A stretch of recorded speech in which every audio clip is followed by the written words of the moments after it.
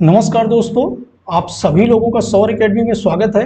और आज की क्लास में हम एमपी कांस्टेबल के दूसरे मॉडल पेपर के महत्वपूर्ण प्रश्नों को हल करेंगे, जिसमें complete GK, science, sports, current affair के क्वेश्चनों को शामिल किया गया है। बहुत महत्वपूर्ण क्वेश्चन है और इसी प्रकार के क्वेश्चन आपके परीक्षा में पूछे जाएंगे। तो चलिए आज की क्लास शुरू करते हैं।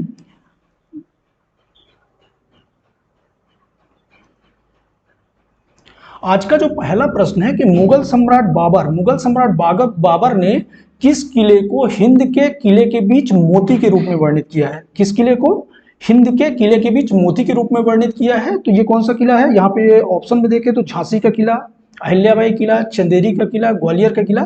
तो इसमें से जो ग्वालियर का किला है उसे हिंद के किले के बीच मोती के रूप में किसने नामित किया है, वर्णित किया है? सम्राट बाबर ने। और इस किले का निर्माण किसने कराया था? तो ये फैक्ट भी याद रखिए, सूरज सेन। किसने करवाया था? सूरज सेन ने। नेक्स्ट देख लेते हैं, किस जिले के सुंदरजा आम को जीआई टैग प्राप्त है? किस जिले के सुंदरजा आम को? ये करंट अफेयर से जुड़ा हुआ क्वेश्चन है, अभी हाल ही में मिला है। तो ये रीवा जिले का, रीवा जिले से का जो सुंदरजा आम है उसे जीआई टैग प्राप्त हुआ है। तो यहाँ पे राइट आंसर क्या हो जाएगा? रीवा जिला। नेक्स्ट देख लेते हैं, प्रौद्योगिकी विश्वविद्यालय संस्थान राजीव गांधी प्रौद्योगिकी विश्वविद्यालय कहाँ स्थित है? राजीव गांधी प्रौद्योगिकी विश्वविद्यालय, तो ये भोपाल में स्थित है। कहाँ स्थित है? भोपाल में। और इसको NAAC द्वारा ए ग्रेड प्राप्त है, तो ये भी याद रखिए। यहाँ पे राइट आंसर क्या हो जाएगा? भोपाल। नेक्स्ट देख लेते हैं, वैश्विक स्तर पर प्रथम अंतरराष्ट्रीय योग दिवस कब मनाया जाता है? वैश्विक स्तर पर प्रथम अंतरराष्ट्रीय योग दिवस कब मनाया गया था? तो ये 21 जून 2015 को मनाया गया था। 2014 में संयुक्त राष्ट्र महासभा द्वारा इसे अपनाया गया था और 21 जून 2015 से इसे प्रतिवर्ष हम मनाते चले आ रहे हैं। 21 जून को अंतरराष्ट्रीय योग दिवस के रूप में मनाया जाता है। नेक्स्ट देख लेते हैं, निम्न में से किस जिले का लिंगानुपात मध्य प्रदेश में सबसे कम है? निम्न में से किस जिले का लिंगानुपात मध्य प्रदेश में सबसे कम है? तो मध्य प्रदेश का सबसे जो कम लिंगानुपात है वो भिंड का है। किसका है? भिंड का। इसका है 827। और यदि सबसे अधिक लिंगानुपात की बात करें तो वो कौन सा जिला है? बालाघाट। तो ये भी याद रखें, सबसे सर्वाधिक लिंगानुपात किस जिले का है? बालाघाट का। और सबसे कम लिंगानुपात भिंड जिले का। नेक्स्ट देख लेते हैं, भारतीय संविधान के किस अनुच्छेद में अल्पसंख्यकों के हित निहित है? अल्पसंख्यकों के हित किस अनुच्छेद में निहित है? तो यहाँ पे देखिए 15, 24, 32, 29। तो अनुच्छेद 32 में अल्पसंख्यकों के हित निहित है। यहाँ पे जो राइट आंसर हो जाएगा अनुच्छेद 29। 15 में धर्म, जाति, लिंग के आधार पर किसी भी व्यक्ति के साथ भेदभाव नहीं किया जाएगा। 14 में बालकों के नियोजन से संबंधित है। अनुच्छेद 32 में सर्वोच्च न्यायालय को रिट जारी करने की शक्ति प्राप्त है। तो इन सारे फैक्टों को याद रखिए, कोई भी इसमें से पूछा जा सकता है। नेक्स्ट देख लेते हैं, हाइपरथायराइडिज्म, ये एक बीमारी का नाम है। हाइपरथायराइडिज्म के इलाज के लिए कौन सी दवा इस्तेमाल होती है? तो यहाँ पे ऑप्शन में देखें तो आयोडीन 123। कौन सी दवा इस्तेमाल होती है? आयोडीन 123 इस्तेमाल होती है। और एक फैक्ट इसमें और याद रखिए, कोबाल्ट 60 का उपयोग जो किया जाता है ये कैंसर के इलाज के लिए किया जाता है। कैंसर के इलाज के लिए कोबाल्ट 60 और हाइपरथायराइडिज्म के लिए आयोडीन 123। नेक्स्ट देख लेते हैं, में क्लोरीन की गंध होती है। किसमें क्लोरीन की गंध होती है? तो ये ब्लीचिंग पाउडर, इसे बिरंजक चूर्ण भी बोला जाता है। ये भी याद रखिए, यदि ऑप्शन में बिरंजक चूर्ण है तो ये भी सही है। बिरंजक चूर्ण में क्लोरीन की गंध होती है। तो यहाँ पे राइट आंसर क्या हो जाएगा? Bleaching powder. नेक्स्ट क्वेश्चन देखते हैं, निम्नलिखित में से किसे शुष्क बर्फ के रूप में जाना जाता है? तो यहाँ पे ऑप्शन में देखें, nitrogen, carbon dioxide, ozone.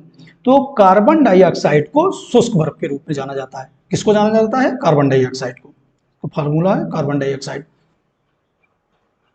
Next देख लेते हैं, वन्य जीव संरक्षण अधिनियम किस वर्ष पारित किया गया था? वन्य जीव संरक्षण अधिनियम किस वर्ष पारित किया गया था? तो वन्य जीव संरक्षण अधिनियम वन्य जीवों की सुरक्षा से संबंधित एक प्रावधान लाया गया था, जिसे कब पारित किया गया था? 1972 में, जिसमें अवैध व्यापार वगैरह को रोकना था वन्य जीवों से संबंधित। कब लाया गया था? 1972 में वन्य जीव संरक्षण अधिनियम पारित किया गया था। तो राइट आंसर क्या हो जाएगा? 1972। नेक्स्ट देख लेते हैं, निम्न में से कौन सा अम्ल है? नींबू में से कौन सा अम्ल होता है? तो यहाँ पे देखें तो नींबू में सिट्रिक अम्ल होता है। नींबू में कौन सा अम्ल पाया जाता है? सिट्रिक अम्ल। जो खट्टे फल होते हैं उनमें सिट्रिक अम्ल पाया जाता है। नेक्स्ट क्वेश्चन, बैंकों और मुख्यालयों का गलत मिलान कौन सा है? कुछ ऑप्शन दिए हुए हैं, इसमें उनके मुख्यालय दिए हुए हैं, उनका गलत मिलान करना है, चुनना है। तो Asian infrastructure investment bank, Asian infrastructure investment bank का मुख्यालय कहाँ है? बीजिंग चीन में, ये सही हो जाता है। अंतरराष्ट्रीय मुद्रा कोष, ये गलत है। अंतरराष्ट्रीय मुद्रा कोष का जो मुख्यालय है वो वाशिंगटन डीसी में है। कहाँ पे है? वाशिंगटन डीसी, वाशिंगटन डीसी में है। तो यहाँ पे राइट आंसर क्या हो जाएगा? Washington DC. न्यू डेवलपमेंट संघाई चीन, ये भी सही है। पंजाब नेशनल बैंक नई दिल्ली, ये भी सही है। यहाँ पे जो गलत ऑप्शन है बी, इसका सही ऑप्शन क्या है? वाशिंगटन डीसी 1944 में इसकी स्थापना की गई थी, तो ये भी याद रखें। नेक्स्ट देख लेते हैं। बंगाल में स्थापित सर्वोच्च न्यायालय का प्रथम मुख्य न्यायाधीश कौन थे? बंगाल में सर्वोच्च न्यायालय स्थापित किया गया था भारत में, वो उसके मुख्य न्यायाधीश कौन थे? तो सबसे पहले देख लेते हैं कि सर्वोच्च न्यायालय स्थापित कब किया गया था। तो 1774 में, ये सन भी याद रखिए, 1774 में बंगाल में सर्वोच्च न्यायालय की स्थापना हुई थी। और उसके जो प्रथम मुख्य न्यायाधीश थे वो कौन थे? Sir Elijah Impey. कौन थे? Sir Elijah Impey. तो यहाँ पे राइट आंसर हो जाएगा बी। नेक्स्ट देख लेते हैं। टॉर्नेडो बहुत शक्तिशाली उष्णकटिबंधीय चक्रवात है, जो निम्नलिखित में से किससे उत्पन्न होते हैं? टॉर्नेडो एक शक्तिशाली उष्णकटिबंधीय चक्रवात है, जो कहाँ पैदा होते हैं? ये कैरेबियन सागर में पैदा होते हैं। कहाँ पे पैदा होते हैं? कैरेबियन सागर में। नेक्स्ट देख लेते हैं। महात्मा गांधी किस वर्ष कांग्रेस अधिवेशन के अध्यक्ष बने? तो महात्मा गांधी एक बार ही अध्यक्ष बने थे। वो कब बने थे? 1924 में। और ये कौन सा अधिवेशन था? बेलगांव अधिवेशन, ये भी याद रखिए। कौन सा अधिवेशन था? बेलगांव अधिवेशन। और 1924 सन याद रखिए। यहाँ पे राइट आंसर हो जाएगा 1924। नेक्स्ट देखते हैं। मध्य प्रदेश की पहली सोलर सिटी किसे बनाया जा रहा है? तो मध्य प्रदेश की जो पहली सोलर सिटी बनाया जा रहा है वो सांची को बनाया जा रहा है। सांची को सोलर सिटी के रूप में जाना जाएगा। और इसके बगल में गांव में 5 मेगावाट का सोलर प्लांट भी लगाया जा रहा है इसके क्रियान्वयन के लिए। तो यहाँ पे जो राइट आंसर हो जाएगा सांची सोलर सिटी। नेक्स्ट देख लेते हैं। मोहिनी अट्टम निम्नलिखित में से किस राज्य में है? मोहिनी अट्टम किस राज्य से संबंधित है? तो ये केरल राज्य से संबंधित है। कौन से राज्य से? केरल राज्य से। तो इनको याद रखिएगा। नेक्स्ट देख लेते हैं। जनगणना 2011 के अधिसूचित मध्य प्रदेश द्वारा दर्ज की गई जनसंख्या वृद्धि दर कितनी है? 2011 में जो जनसंख्या वृद्धि दर दर्ज की गई थी मध्य प्रदेश की, वो कितनी है? इसमें से देखें तो सी ऑप्शन सही है, 20.35% की जनसंख्या वृद्धि दर है। तो यहाँ पे राइट आंसर क्या हो जाएगा? सी। नेक्स्ट देख लेते हैं। गैट की स्थापना कब हुई थी? तो सबसे पहले गैट को समझ लेते हैं। गैट का फुल फॉर्म क्या है? General agreement on tariff and trade. इसको भी याद रखिएगा। General agreement on tariff and trade 1947 के तहत इसकी स्थापना हुई थी, जो प्रभावी कब हुआ? 1 जनवरी 1948 से प्रभावी हुआ। तो इसके फुल फॉर्म को भी याद रखिएगा। General agreement on tariff and trade 1947 के तहत इसकी स्थापना हुई थी। और कब से प्रभावी हुआ? 1 जनवरी 1948 से। तो राइट आंसर क्या हो जाएगा? सी हो जाएगा। गौतम बुद्ध ने सर्वाधिक उपदेश किस स्थान पर दिए थे? तो गौतम बुद्ध ने जो सर्वाधिक उपदेश दिए थे वो श्रावस्ती दिए थे। कौशल प्रदेश की राजधानी थी, कौशल देश की राजधानी थी श्रावस्ती, वहां पे सबसे ज्यादा उपदेश दिए थे। तो यहाँ पे जो राइट आंसर हो जाएगा श्रावस्ती। नेक्स्ट क्वेश्चन को देख लेते हैं।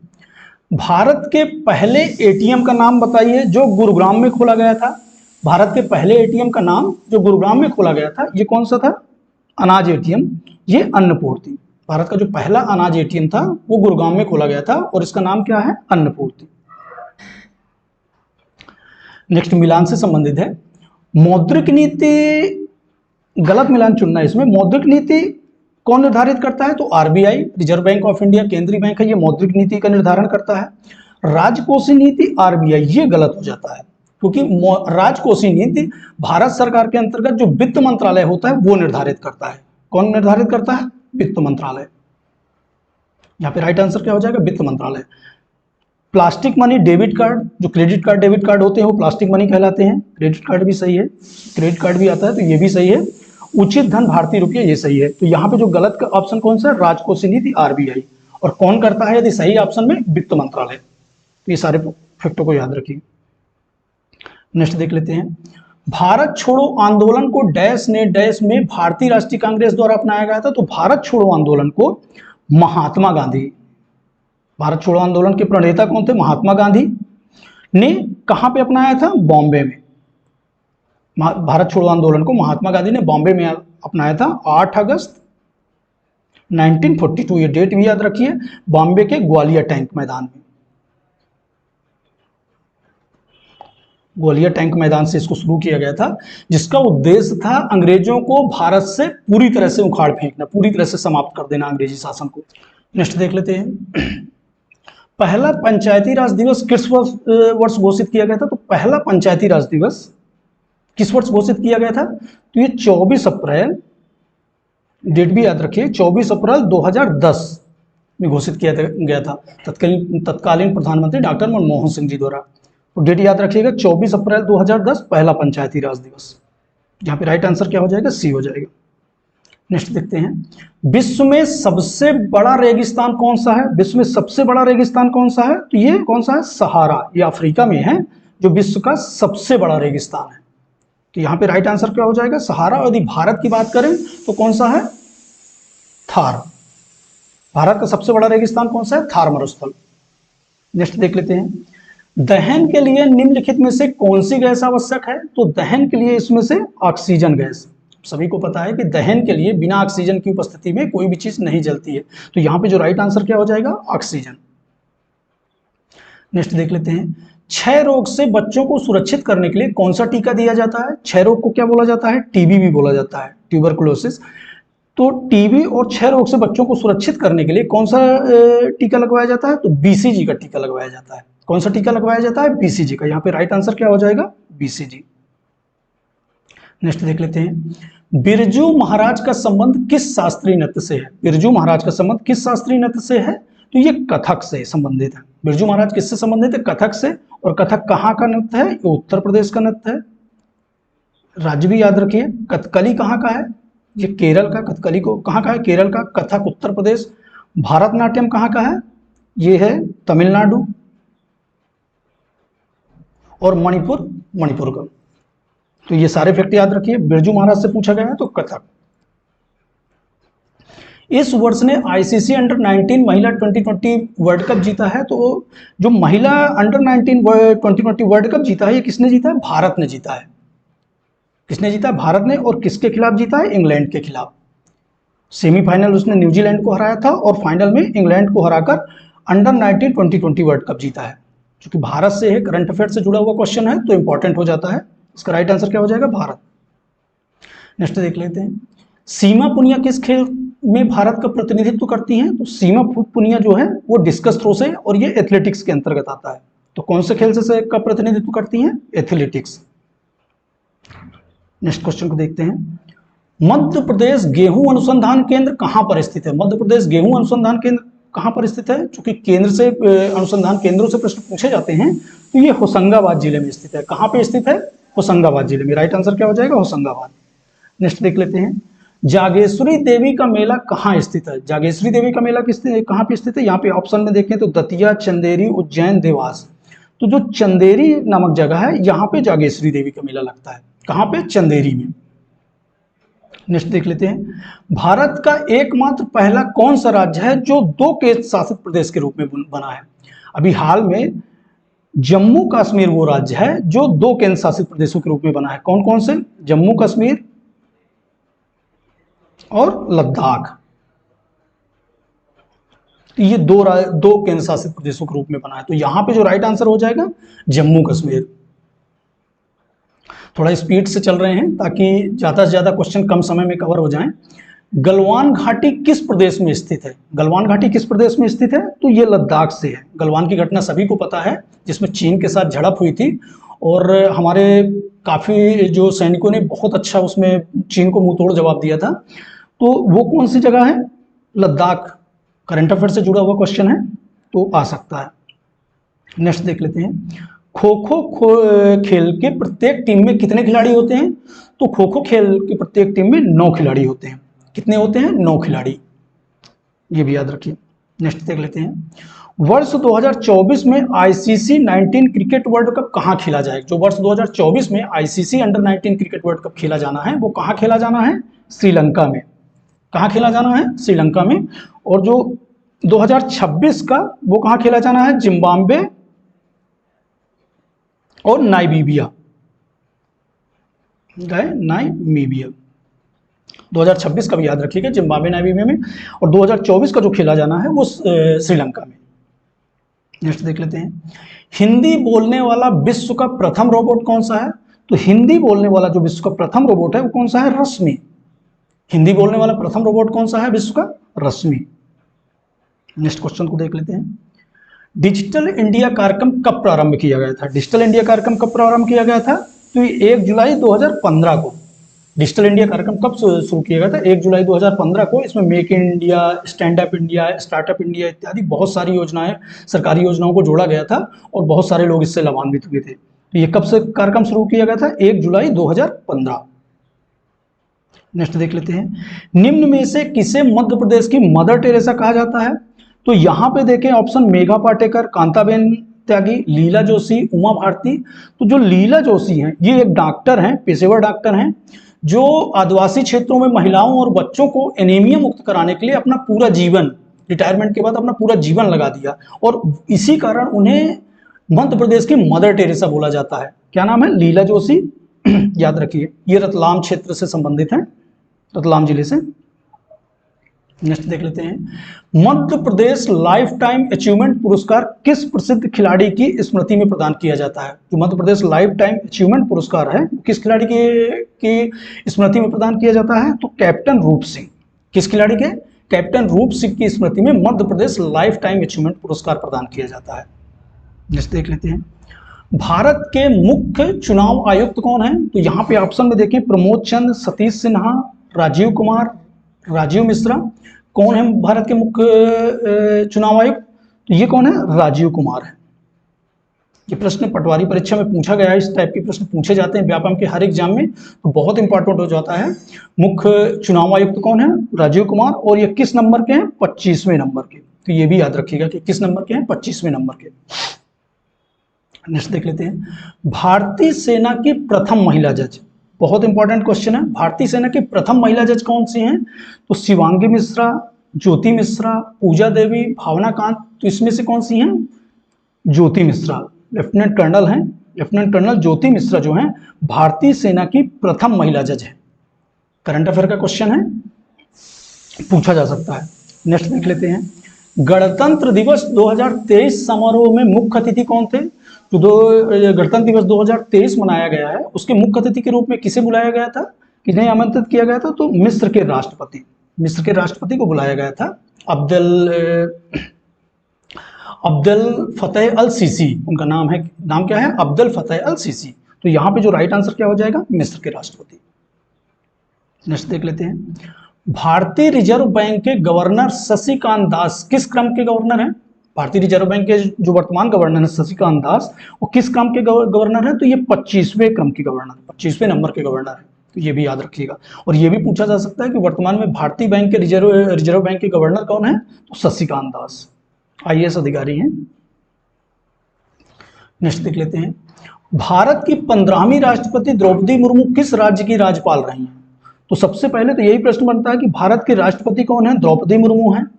पहली महिला आदिवासी राष्ट्रपति हैं, ये भी याद रखिएगा। भारत की पहली महिला आदिवासी राष्ट्रपति हैं द्रौपदी मुर्मू। किस नंबर की हैं? तो 15वें नंबर की राष्ट्रपति हैं।